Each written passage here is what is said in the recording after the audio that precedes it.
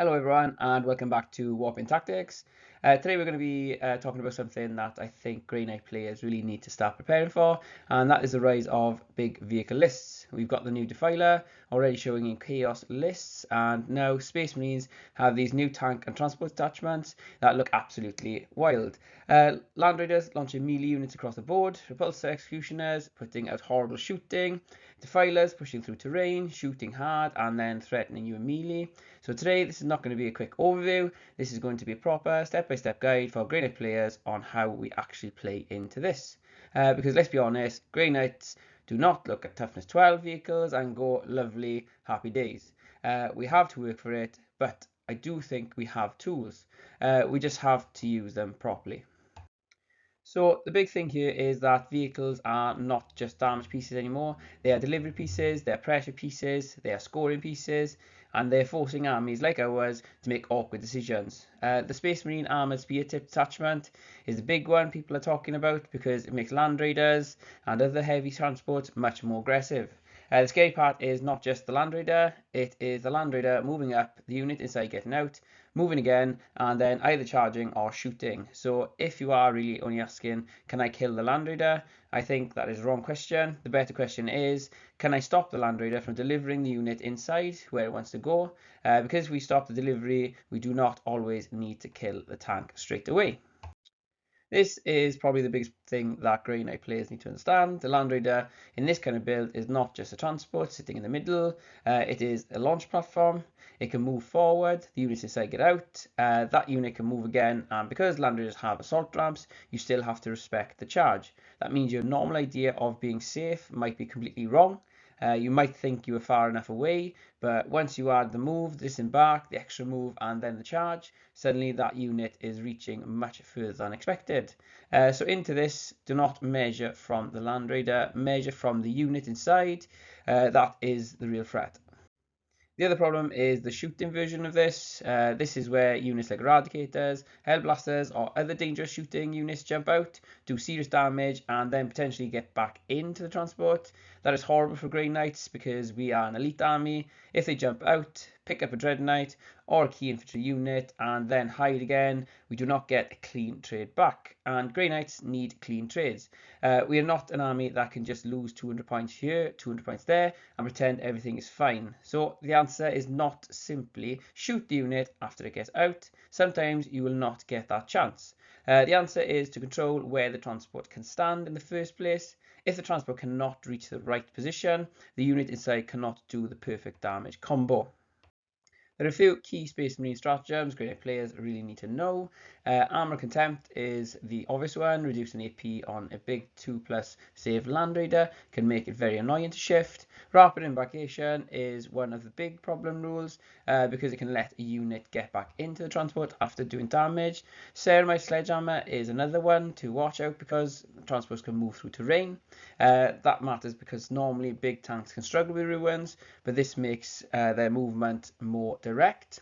Advanced deployment can extend the delivery even further by letting a transport advance before the unit gets out. Purgation Doctrine is a damage spike, giving +1 to hit and potentially +1 to wound if the unit got out of a heavy transport. And then Machine Wrath means even when you destroy the heavy transport, it may still move before the unit gets out. So even killing the tank does not always solve the problem cleanly. That means your plan needs to account for what happens after the transport dies as well. So how do Grey Knights actually stop this? First, we block the best landing zones. Do not only screen charges, screen where the transport wants to stand. If the Land Raider cannot get to the perfect spot, the unit inside can't get out in the perfect spot. Second, we use layers. A strike squad can be the first screen. Interceptors can block movement lanes. Purifiers can sit ready to punish what gets out. Dread Knights wait behind that to counterpunch. That way, even if they kill the first unit, they have not reached what actually matters. Third, force bad angles. If the Space Marines player has to expose the Land Raider to deliver the unit, that is when we can punish it. So, step 1 is deployment. Against these vehicle lists, deployment is massive. Your Dread Knights should not be giving Repulsor Executioners free turn 1 shots. Your Purifiers should not be standing where a Redeemer can just move up and roast them. Your Terminators and Paladins should be staged where they can threaten the mid-board, but not just get picked up for free. The goal is simple. On turn 1, your opponent should look at the board and think, I can move up, but I do not get anything for free. That's the key. If they want damage, they should have to expose something. This is where a lot of games are won or lost. Do not just measure the vehicle, measure the whole sequence, the vehicle move, the disembark, the extra move, the shooting range, the charge range, and then ask yourself, what does this actually threaten? If the answer is your Dread Knights, Crow, or Terminators, Paladins, anything useful to you, you need to adjust. A lot of people will lose this matchup because they measure the tank and forget the units inside. Grey Knights cannot afford that mistake. Strikes and interceptors become really important here. A strike squad is not just there for killing things. Its jobs are mission play, sticky objectives, and screening. Interceptors are not just fast swords. Their job are move blocking, scoring, and forcing awkward angles. Against Land Raider pressure, you want layers. The first layer is the unit they are allowed to touch. The second layer is the unit that punishes them for after they commit. The third layer is your important stuff that they are not allowed to reach. If they kill a strike squad to start the trade, that might be fine. If they kill a Dread Knight for free, that's not fine. This is one of the biggest parts of the matchup. You do not always need to kill the transport first. Sometimes the better play is to make the unit inside get out in a bad place. Use your bodies and movement to restrict where the transport can go and where they can disembark the unit. If you can force the Land Raider player to get out on the wrong side of a ruin or too far away from the target they wanted, you've already damaged their plan. Grey Knights are excellent at this because we can move, redeploy, and reposition better than most armies. We don't have to stand in front of the hammer, we can make the hammer swing at nothing. Target priority is huge. Not every vehicle needs to go. Sometimes the Land Raider is not the target. Sometimes the unit inside is the target. Sometimes the cheap scoring unit behind it is the target. Sometimes the vehicle only becomes a target once it has moved too far forward and you can actually finish it. What you cannot do is split damage across 3 big vehicles and kill none of them. That is how we lose. If you commit properly. If you're not committing, do not waste resources pretending. Dread Knights are one of our biggest answers to the meta, not because they magically pick up every tank on their own, but because they bring the right mix of pressure, shooting, melee, and movement. The 4-up invulnerable save matters a lot too, into the high AP vehicle shooting, and when the meta starts leaning into Land Raiders, Repulsors, Defilers, and other big threats, having multiple Dread Knights gives you real pressure. 1 Dread Knight to me is a target, but 3 or 4 Dread Knights is a problem. They create threat saturation, and realistically, if we are asking what in Grey Knights actually pressure these big vehicles, most of that responsibility sits on the Dread Knights. Crow and Purifiers is not your answer to bringing down these big vehicles, but they are the answer to what comes out of them. That is really important. I feel like we should be using Crow's unit with the Purifiers as a shooting platform. Just due to the damage output they can do to infantry. So do not waste the Crow and Purifiers trying to chip a big tank unless you have absolutely nothing better to do. The value is in clearing infantry, punishing disembarks, clearing screens, and flipping objectives. So if your opponent gets out of a Land Raider, kills the screen, and is now standing exposed, that is when Crow and the Purifiers can step out and go. I feel like strike squads and interceptors are probably going to be more important in these matchups than people think. Strikes give you sticky objectives, mission play, and screens. Interceptors give you movement, secondaries, and move blocking. Into vehicle lists, you need units that let your big pieces stay safe. That means small units doing boring jobs, and boring jobs win games. If a strike squad forces a Land Raider to move awkwardly, that strike squad has done its job. If interceptors force a Defiler to commit early or take a worse route, they've done their job. And if they score points while doing it, even better.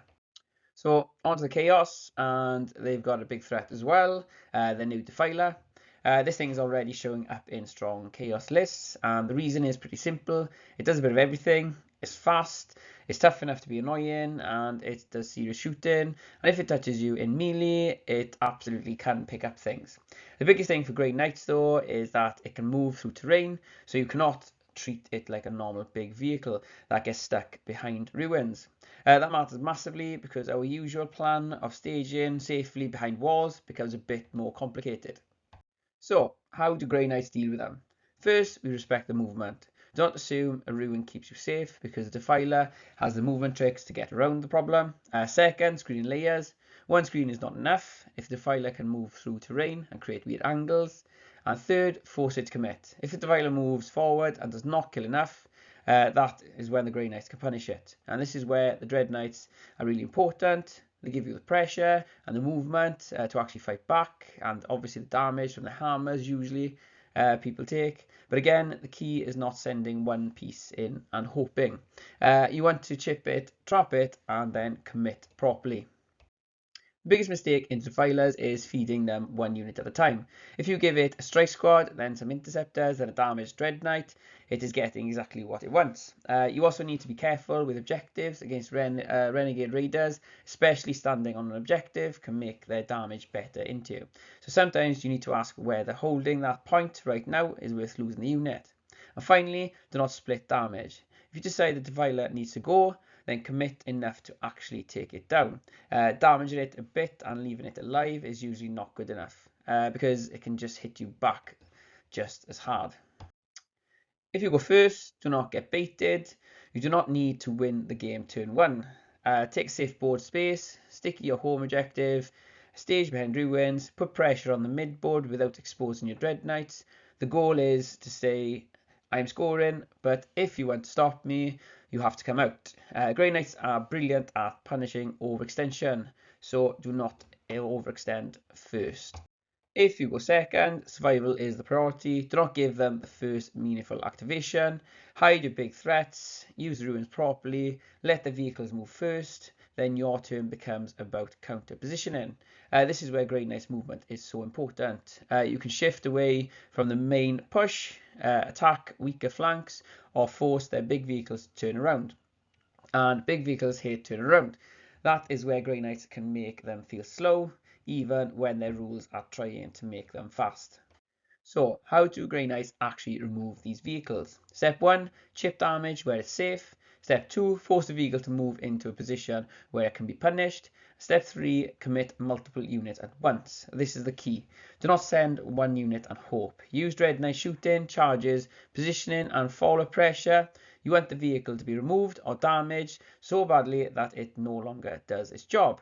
And after you remove it, you need to already know what scores the objective afterwards. Because removing a Land Raider but losing the primary game is not a win. That is just creating expensive terrain. From a list building point of view, I think Grey Knight want a few things if this meta grows. First, I think we do need multiple Dread Knights, not because they auto-delete tanks, but because they pressure vehicles while surviving more into higher AP things. And second, enough mission units. I want strikes, interceptors, or similar units that can screen, score, and make the board awkward. Third, I think Crow and Purifiers is still a must. They always have a place in my list, but they're not your tank killers, they're your infantry punishers. And finally, avoid too many passive points. When building a list, ask what each unit actually does. Give every unit, say, 2 or 3 jobs. Strikes, for example, sticky objectives, mission play and screening, or interceptors. Movement, scoring, move blocking, or Dread Knights, vehicle pressure, counterpunch, and that threat saturation. Purifiers, infantry clearing, punishing disembarks, and flipping ejectives. If a unit does not score, screen, trade, threaten, or protect something important, ask why it's there. The big mistakes to avoid are simple. Do not split damage badly. Do not feed units one at a time. Don't forget the unit inside the transport. Don't forget the movement tricks. Do not assume ruins make you safe from everything. And do not chase a tank so hard that you lose the mission. That last one is huge. Vehicle lists want you to panic. They want you to spend the whole game trying to solve their big model problem.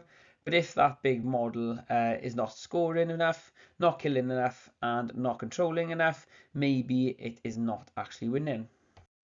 So overall, this new vehicle meta is not just about big tanks. It's about delivery and pressure. Space Marine Land Raiders and other bigger vehicles are trying to launch units across the board, shoot or charge, and then protect the pieces inside. Repulsor Executioners are trying to dominate firing lanes and punish anything that gets exposed. Defilers are trying to bully the midboard, create angles, and force bad trades with strong shooting and melee. But Grey Knights can deal with all of this. But we have to play properly, deploy safe, measure the real threat ranges, screen in layers, control where the enemy can stand, punish a unit that gets out, and when you go into the big vehicle, commit properly. We're not trying to out-tank the tank armies, we are trying to make the expensive units inefficient while we score, reposition, and hit where it actually matters. That's how Grey Knights win these games. And that is where I leave it for this one. Let me know in the comments what vehicle lists you are seeing at the moment and what you are struggling into most. Are Land Raiders the biggest problem? Repulsor Executioners?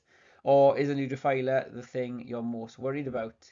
If you enjoyed the video, please remember to like and subscribe. It really helps the channel grow and keeps the Grey Knights content coming. Until next time, brothers and sisters, stay strong, hold the line, and keep purging.